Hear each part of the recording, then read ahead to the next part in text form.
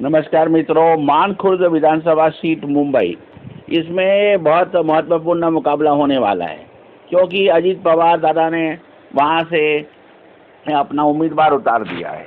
और वो किसको उम्मीदवार बनाया है ये आपको पता है? नवाब मलिक को। नवाब मलिक को अजीत पवार गुट ने अपना उम्मीदवार बनाया है। और यहाँ से जो मौजूदा उम्मीदवार है 3 बार के विधायक अबू आजमी, उनको चुनौती दे रहे हैं और एक प्रकार से मुस्लिम वोटों को बांटने की कोशिश कर रहे हैं। और आपको तो पता ही है नवाब मलिक का चरित्र किस प्रकार का है, लेकिन अगर आपको पता नहीं हो तो मैं आपको बता दूं कि नवाब मलिक एक पुराने कबाड़ी है और कबाड़ी का व्यवसाय करते करते आज एक देश को बेचने में लगे हुए हैं। उन पर गंभीर आरोप है।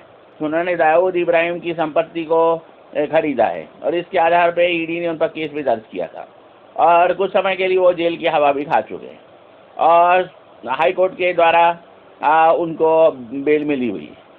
तो अजीत पवार के गुट ने, शिवसेना के अजीत पवार गुट ने उन्हें अपना उम्मीदवार बनाया है और एक प्रकार से ये ऐसे व्यक्ति को उम्मीदवार बनाया है जिसका चरित्र और चाल चरित्र खुद ही जनता को पता है।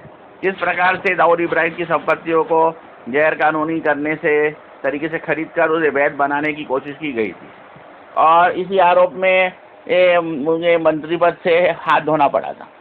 अब एक पुराना कबाड़ी फिर अपनी चाल चल रहा है।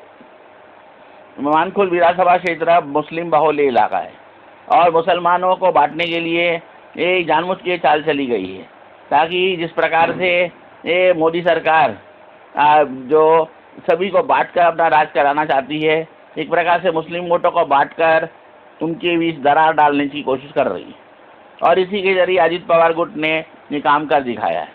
उन्हें अच्छे से मालूम है कि शिवसेना अपना उम्मीदवार खड़ा करती या कोई और पार्टी उम्मीदवार खड़ा करती तो उनको हरा नहीं सकते थे।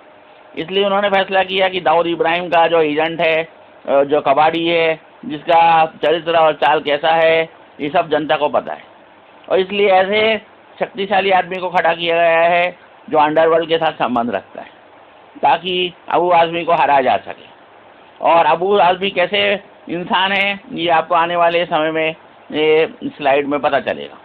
आपको पता ही है कि दाऊद इब्राहिम का एजेंट होकर और अजीत दादा जो खुद एक गद्दार नेता है जिन्होंने शरद पवार के साथ गद्दारी की उप मुख्यमंत्री की पद के हासिल करने के लिए, और इस प्रकार से ये पवार गुट के दो फाड़ करके अपने आप को कलंकित किया और देश को कलंकित किया। तो ऐसे गद्दार नेता के उम्मीदवार को भला क्या वोट देना सही रहेगा जिसने मुंबई के नाम पर धब्बा लगाया? तो ऐसे अबू आजमी के खिलाफ जो उम्मीदवार खड़े किए गए हैं वो जानबूझ से इस प्रकार से खड़े किए गए हैं कि अबू आजमी के वोट बटे और अबू आजमी चुनाव हार जाए। तो अब इस वक्त वोटरों को बड़े सावधानी से चुनाव में अपने उम्मीदवार का चयन करना है। आखिर उम्मीदवार का चयन किस प्रकार से किया जाए? वोटरों को ये देखना है कि अकेला व्यक्ति एमएलए बनकर बाहर नहीं फोड़ सकता, उसके साथ पार्टी का समर्थन और सहयोग होना बहुत ज़रूरी है। तो आप मेरे चैनल को लाइक करें, सब्सक्राइब करें और आगे भी फॉरवर्ड करें। अब एक ईमानदार इंसान है अबू आजमी, जो समर्पित है अपने पार्टी के लिए, जो समर्पित है अपने समाज के लिए, जो समर्पित है अपने क्षेत्र के रहवासियों के लिए।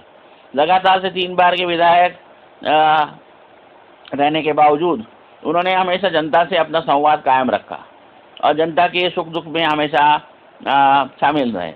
समाजवादी पार्टी की तरफ से इन्हें अपना उम्मीदवार बनाया गया है और ये तो समाजवादी पार्टी के उम्मीदवार के रूप में लड़ रहे हैं, लेकिन सामने से जो अबू आजमी खड़े हैं उनका काम शिवसेना से साथ जुड़ा हुआ था और शिवसेना के किस प्रकार से 2 फाड़ किए गए और उद्धव ठाकरे गुट को हराया गया ये तो आप सबको पता है। और किस प्रकार से ये विचित्र प्राणी ने सब पार्टियों को तोड़ फोड़ करके अपनी सरकार बनाने के लिए सब काम किया। तो आपको पता ही है कि तोड़फोड़ करने वाली पार्टी कौन सी है और नेता कौन है, जिसे मैं विचित्र प्राणी कहता हूँ।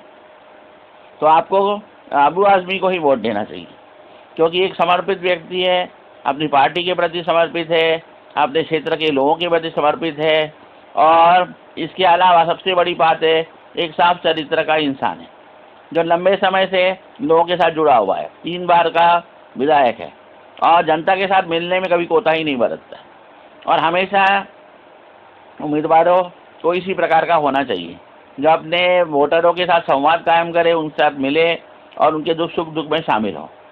और जो उम्मीदवारों को चयन करने का जनता का यही आधार होना चाहिए, क्योंकि पार्टी बदलने से उम्मीदवार अपनी छवि बदलने की कोशिश करता है, लेकिन वो असलियत ये नहीं जान, जो अपने पार्टी का नहीं हो सकता भला वो जनता का और लोगों का क्या होगा। तो आपको समझ में आ गया होगा कि आपको किस प्रकार से वोट करना है और किस प्रकार से महाराष्ट्र में जोड़ तोड़ की राजनीति केंद्र सरकार चला रही है। सभी दलों को तोड़फोड़ करके अपनी सरकार बनाने में केंद्र के ये विचित्र प्राणी को महारत हासिल है। उसका उद्देश्य केवल एक है, अस्थिरता लाना और अस्थिरता लाकर पूरे देश को अस्थिर करना, ताकि अपनी सरकार की पार्टी आंख बंद करके चुनाव जीतती रहे। एक देश, एक कानून, एक व्यक्ति, एक नेता और एक राजनीति, इस प्रकार से पूरे देश भर में कार्यक्रम चलाया जा रहा है और इसी काटने के लिए चीन ने भारत में कोरोना वायरस का प्रवेश करवाया था ताकि इस नीति के खिलाफ कार्रवाई की जा सके। तो आप समझ सकते हैं कि अब वोटरों को इससे परहेज करना चाहिए और ईमानदार व्यक्ति अबू आज़मी को ही वोट देना चाहिए, क्योंकि ये अपने चरित्र के धनी हैं और अपने क्षेत्र के प्रति समर्पित है और पार्टी के प्रति भी समर्पित है। समाजवादी पार्टी ने अपना उम्मीदवार बनाया है, लंबे समय से समाजवादी पार्टी के लिए और अपने क्षेत्र के निवासियों के लिए काम करते रहे।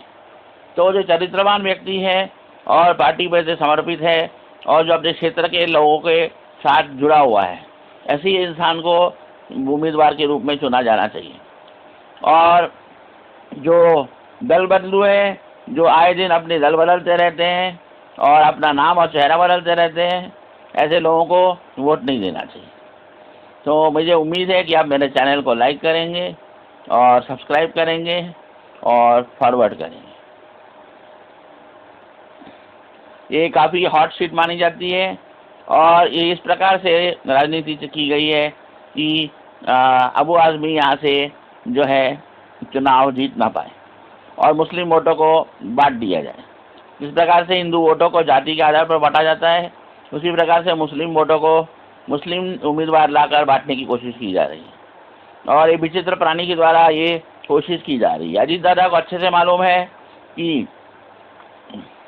भाजपा के उम्मीदवार के रूप में अगर उन्हें चुनाव में लड़ाया जाता तो वो अबू आज़मी को हरा नहीं सकते थे, इसलिए उन्होंने बड़ी सावधानी से साथ ये गद्दारी का काम किया है ताकि मुसलमानों के बीच ये बात ना जावे कि ये भारतीय जनता पार्टी का डमी कैंडिडेट है।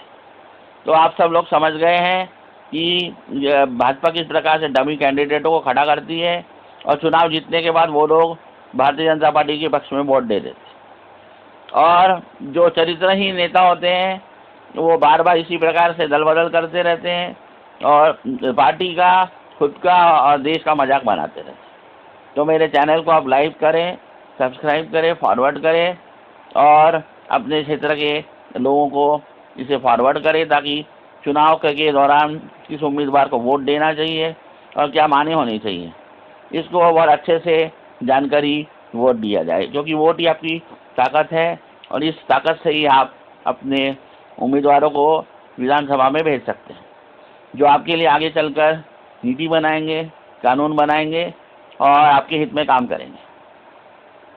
मेरे चैनल को लाइक और सब्सक्राइब करना ना भूलें। मेरी एक बार आप लोगों से विनती है, मैं सभी लोगों को धन्यवाद देता हूं जिन्होंने मेरे चैनल को देखा है, मेरे वीडियो को देखा है और मेरे उनसे यही विनती है कि उस चैनल को लाइक करें, सब्सक्राइब करें और फॉरवर्ड करें ताकि मैं आप लोगों के अधिकारों के प्रति आप लोगों को सजग करता रहूं और आप अपने अधिकारों से वंचित ना हो। धन्यवाद।